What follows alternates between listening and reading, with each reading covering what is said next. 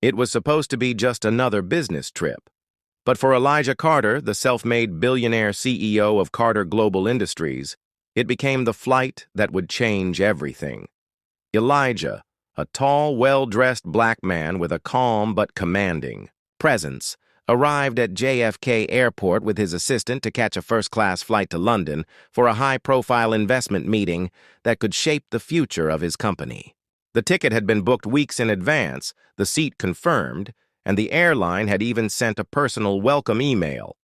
But when he approached the check-in counter, a flight attendant glanced at him, then at the ticket, and said with a tight smile, "I'm sorry, sir, but first class is full. We'll have to seat you in economy." Elijah frowned, thinking it was a misunderstanding. "That can't be right. This ticket is paid in full. First class." The attendant's tone sharpened. "Sir, we have certain priority passengers. We must accommodate." He noticed how her eyes avoided his, flicking instead to the line of white business travelers behind him, one of whom smirked as if he'd already claimed Elijah's rightful seat. Elijah's assistant began to protest, but the gate agent's voice cut in coldly. "You can take economy or you can take another flight." The hum of conversations in the terminal seemed to fade. Elijah looked around.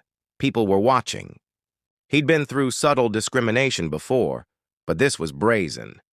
He could almost hear his late mother's voice. "Don't let them decide your worth." With a slow breath, Elijah accepted the economy boarding pass, but his mind was already calculating, not in dollars, but in consequences. What the staff didn't know was that Elijah wasn't just a CEO. He had more leverage than the entire airline board combined. And before the plane's wheels left the tarmac, that leverage would freeze 152 flights and lock $2.1 billion in revenue in limbo. "You just made the wrong move," he thought, pulling out his phone.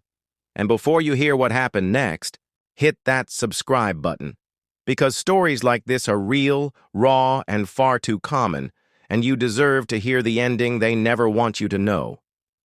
As Elijah settled into the cramped economy seat, his assistant whispered, "What's the plan?" Elijah's lips curved into the kind of smile that meant trouble for someone else. He opened an encrypted app and dialed a number few people in the world even had access to. On the other end was Margaret Liu, chairwoman of Phoenix Holdings, the second-largest shareholder in the airline. "Margaret," Elijah said quietly, "I need you to listen carefully. Your airline just refused me my first-class seat and replaced me with someone who happens to be on your board." There was a long silence, then the sound of a pen clicking. "How public do you want this?" she asked. "Not public, strategic," Elijah replied. "You still have control over the payment network they use for settlements?" Margaret chuckled darkly. "Of course, I could freeze their global account balances in 30 minutes. Elijah explained exactly what had happened, his voice low but steady, each detail sharpening the picture of bias and corporate arrogance. By the time he finished, Margaret's tone had shifted from curiosity to steel.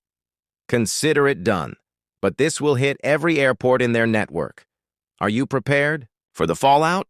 Elijah glanced toward first class, where the smirking man from earlier was already sipping champagne.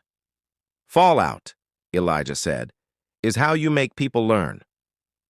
10 minutes later, a quiet order rippled through international banking systems.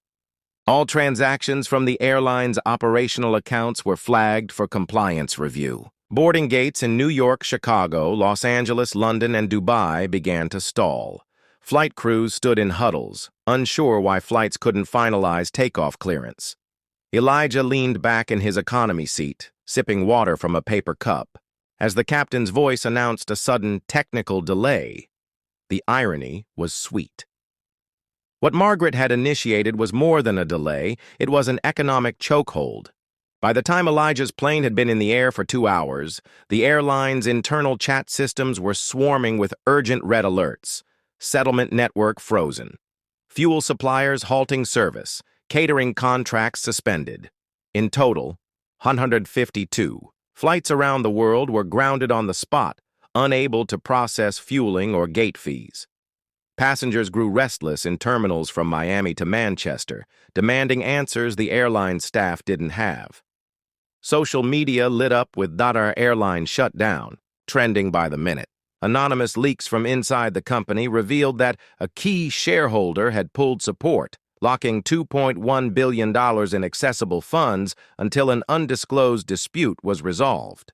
In first class, the man who had taken Elijah's seat kept glancing back toward economy, his confidence eroding as flight attendants whispered nervously among themselves. Elijah's assistant refreshed her phone every few minutes, showing him posts of chaos erupting at major airports.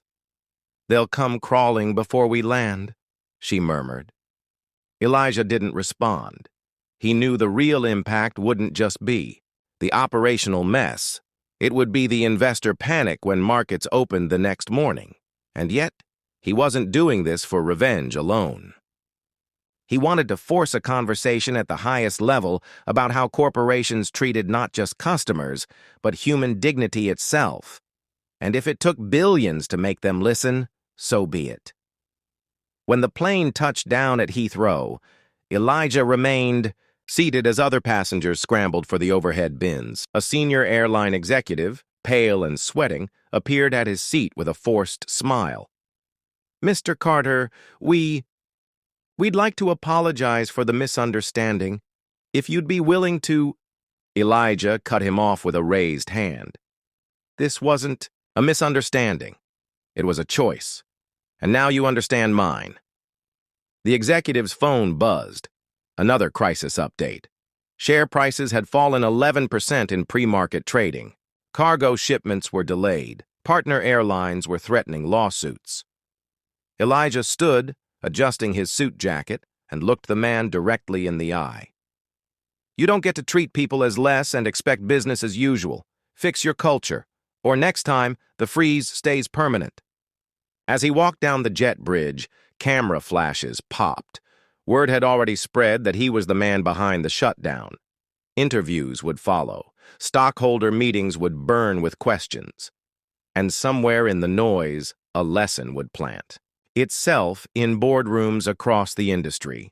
Power isn't just about money, it's about knowing exactly when to use it. That day, Elijah didn't just reclaim a seat, he redefined who got to take one.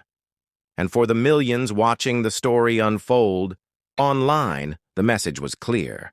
Sometimes the most powerful call you can make is the one that costs them everything.